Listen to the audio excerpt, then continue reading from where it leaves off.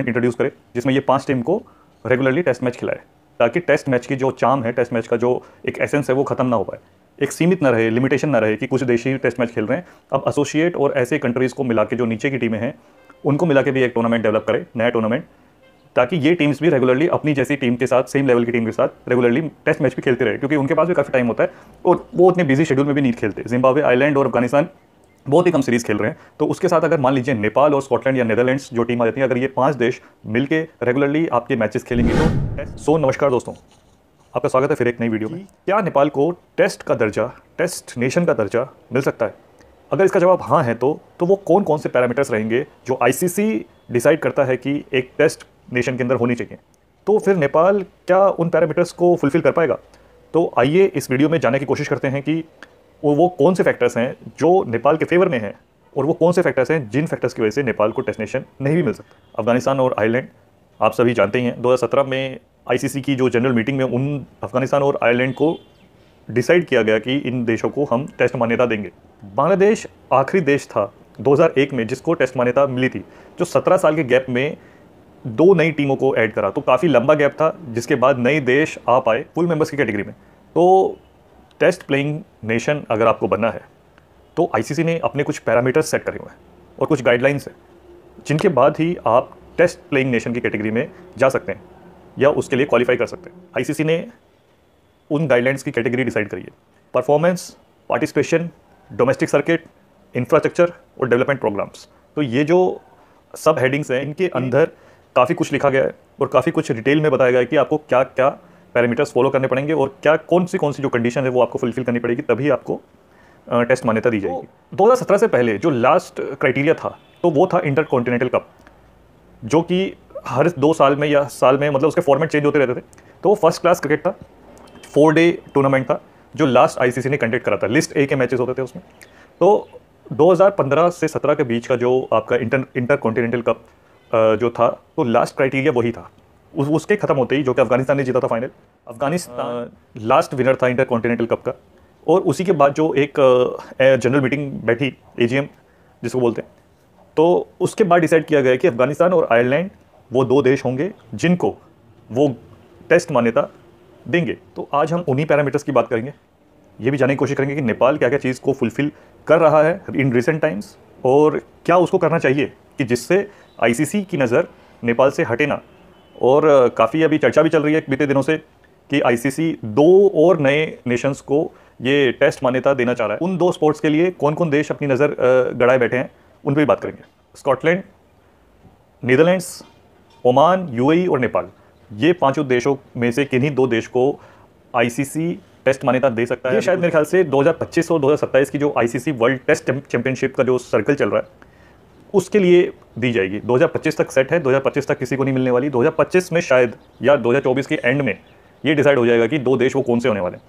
तो ये न्यूज़ भी काफ़ी एक्साइटिंग रहने वाली है और सभी देश जो जिन 5 देशों को मैंने नाम लिया, सभी देश अपनी तरफ से पूरी कोशिश कर रहे हैं कि टेस्ट प्लेइंग का दर्जा उनको मिले। पर यह डिसीजन पूरा आईसीसी के ऊपर डिपेंड करता है कि आईसीसी किसको देखना चाहता है as a test playing nation. तो आईसीसी की कुछ गाइडलाइंस है।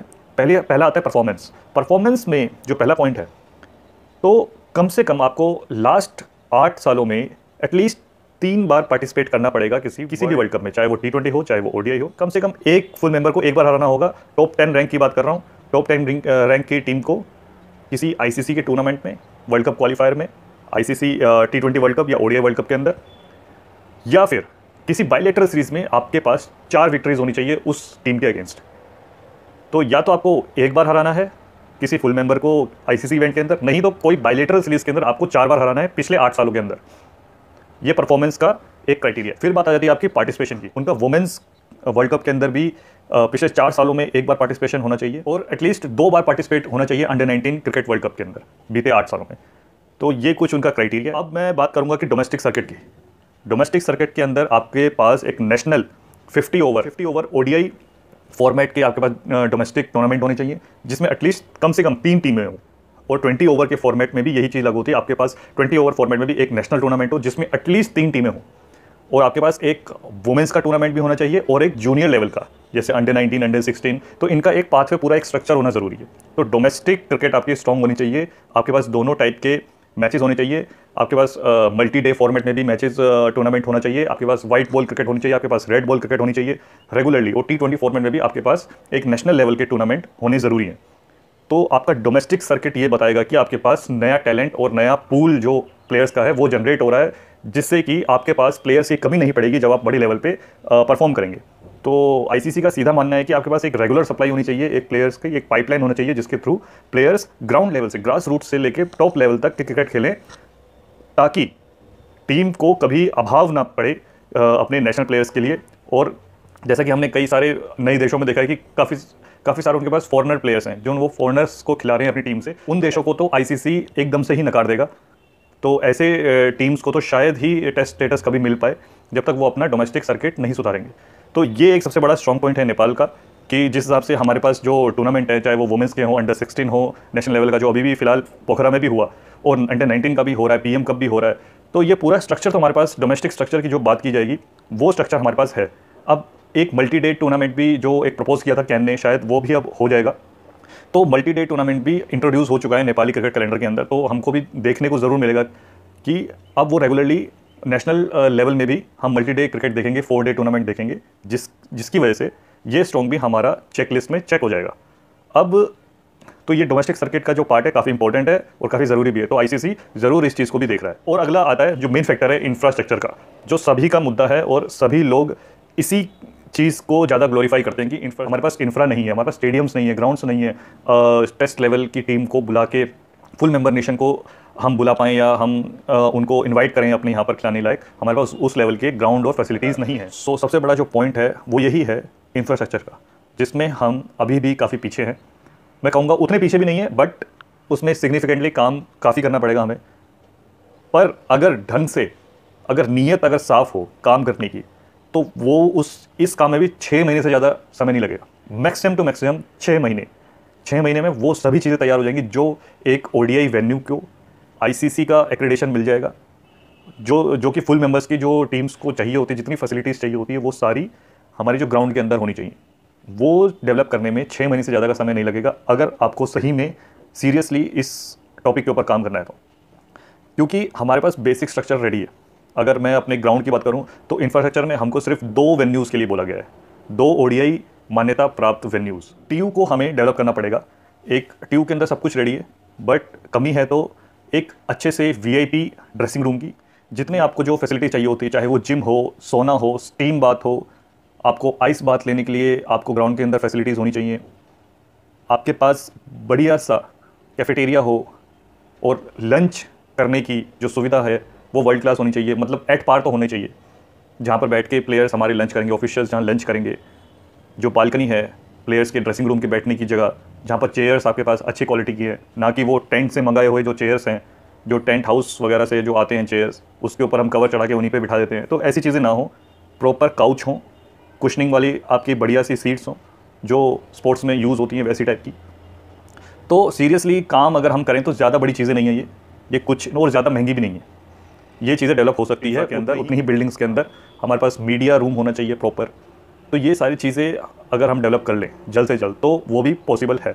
सिर्फ 2 ही ग्राउंड मांगता है आईसीसी, उससे ज़्यादा नहीं मांग रहा वो। तो हम अफगानिस्तान का एग्जाम्पल लेते हैं। अफगानिस्तान के पास तो अपने होम ग्राउंड होने के बावजूद भी वो टेस्ट प्लेइंग नेशन की तरह खेल रहा है बाहर, बट उतना हमको परेशान होने की जरूरत नहीं है, हमारे पास तो ऑलरेडी इतना अच्छा माहौल है खेलने लायक, फ़ैन फॉलोइंग भी ज़बरदस्त है। तो आईसीसी उस चीज़ को कंसिडर कर रहा है, बस हमें अपनी तरफ से थोड़ा सा इनपुट लगाना है, और वो बेसिक फैसिलिटीज़ जो हैं, जिम वगैरह, वो सारी चीज़ें हमें ग्राउंड के ऊपर ही देनी है। ड्रेसिंग रूम को अच्छी तरह आपको वर्ल्ड क्लास बनाइए, उसको मतलब कि जितना हो सके बढ़िया से बढ़िया डेवलप कीजिए। अब मैं आपको अगर एग्जांपल दूं तो आप किसी भी एक आप यूट्यूब पे सर्च करेंगे, कोई भी एक ग्राउंड का जो ड्रेसिंग रूम है, आप एक बार सर्च कीजिए, आपको पता चल जाएगा किस लेवल की डिमांड है और हम क्या सप्लाई दे रहे हैं। तो ये चीज़ों का जो गैप है वो जितना कम होगा उतना ही अच्छा हमारे लिए रहेगा, और आईसीसी भी इस चीज़ को कंसिडर कर रहा है। तो इंफ्रा की बात यही है कि हमारे पास 2 full fledged, full equipped grounds हमें चाहिए, जो कि हम बना सकते हैं with flood lights and all facilities. आपको सर्टिफिकेशन बहुत जल्दी ही मिल सकता है अगर आप ये सारी फैसिलिटीज़ पूरी करके दें तो। और साथ में एक लास्ट पॉइंट है, डेवलपमेंट प्रोग्राम भी आपके पास होना चाहिए।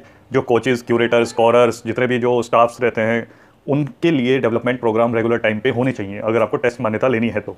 Development programme, talent hunt programme होने चाहिए, नए टैलेंट और अवेयरनेस भी आपको फैलानी पड़ेगी स्कूल लेवल पे, ग्रास रूट लेवल पे, जिससे कि पूरे देश में उस क्रिकेट के बारे में नॉलेज फैल सके और लोग इसको एज अ करियर के रूप में देख सकें। ये तो रही सारी चीज़ें जो हमें चाहिए और जो आईसीसी मांगता भी है, जो आईसीसी डिमांड करता है किसी एक नेशन से, आप ये सारे काम कर दीजिए, हम आपको टेस्ट नेशन अगले दिन बना देंगे।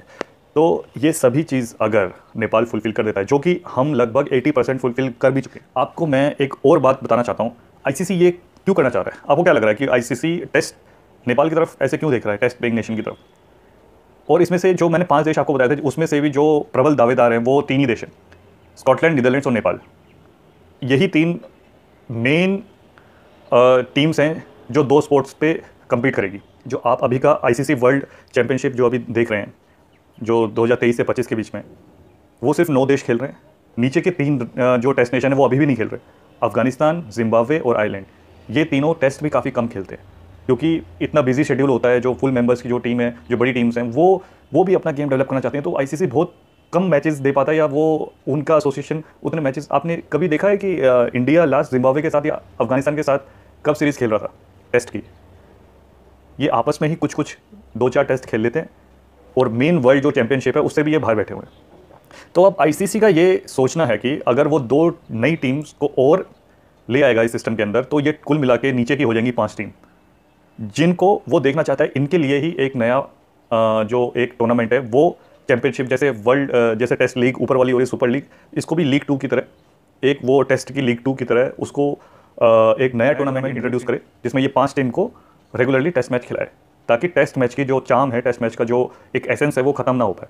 एक सीमित ना रहे, लिमिटेशन ना रहे कि कुछ देश ही टेस्ट मैच खेल रहे हैं। अब एसोसिएट और ऐसे कंट्रीज़ को मिला के, जो नीचे की टीमें हैं, उनको मिला के भी एक टूर्नामेंट डेवलप करे, नया टूर्नामेंट, ताकि ये टीम्स भी रेगुलरली अपनी जैसी टीम के साथ, सेम लेवल की टीम के साथ रेगुलरली टेस्ट मैच भी खेलती रहे, क्योंकि उनके पास भी काफ़ी टाइम होता है और वो उतने बिजी शेड्यूल में भी नहीं खेलते। जिम्बाब्वे, आयरलैंड और अफगानिस्तान बहुत ही कम सीरीज़ खेल रहे हैं। तो उसके साथ अगर मान लीजिए नेपाल और स्कॉटलैंड या नीदरलैंड्स जो टीम आ जाती है, अगर ये 5 देश मिलके रेगुलरली आपके मैचेस खेलेंगी, तो टेस्ट मैचेस का जो चार्म है वो ख़त्म नहीं होगा और टेस्ट मैचेस का जो मज़ा है वो और बरकरार रहने वाला है, रहेगा, जिससे और बड़ी की अवेयरनेस टेस्ट क्रिकेट के लिए भी। तो ये सभी चीज़ें इसीलिए ही हो रही हैं कि लॉन्ग टर्म तक टेस्ट को और अच्छा कैसे बनाया जाए, टेस्ट को हर किसी घर तक, हर किसी के पहुंच तक कैसे पहुंचाया जाए। नेपाल के पास बहुत अच्छा मौका है, क्योंकि लास्ट टाइम भी जब टेस्ट स्टेटस दिया था, तो एक टीम एशिया की मिली, एक टीम आपको यूरोप से मिली। आपको दोनों टीम यूरोप से मिलना मतलब काफ़ी मुश्किल है, वो भी नहीं चाहेगा, क्योंकि फिर ये कॉन्टिनेंटल का हिसाब है ना, एक एशिया से आ जाएगी, एक यूरोप से आ जाएगी, तो आपके पास एक थोड़ी वैरायटी बढ़ेगी टीम्स की। तो उसमें से एशिया में से तो प्रबल दावेदार नेपाल ही लग रहा है as a strong fan base. वो भी सबसे बड़ा इंपॉर्टेंट फैक्टर है नेपाल का, जिससे हमको टेस्ट मान्यता मिल सकती है। और लास्ट टाइम अफगानिस्तान एशिया से सेलेक्ट हुई थी और आयरलैंड यूरोप से। इस बार भी हमें स्कॉटलैंड और नीदरलैंड्स में से एक टीम, मोस्ट प्रोबेबली नीदरलैंड्स रहेगी यूरोप से, और नेपाल रहेगी एशिया से। तो मैं इसमें काफ़ी आशावादी हूँ कि नेपाल को टेस्ट दर्जा जल्द ही मिल सकता है आने वाले कुछ 1-2 सालों के अंदर। सो दोस्तों, इस वीडियो के लिए सिर्फ इतना ही। तो मिलूंगा आपसे एक ऐसी ही वीडियो के साथ अगली बार, तब तक के लिए नमस्कार।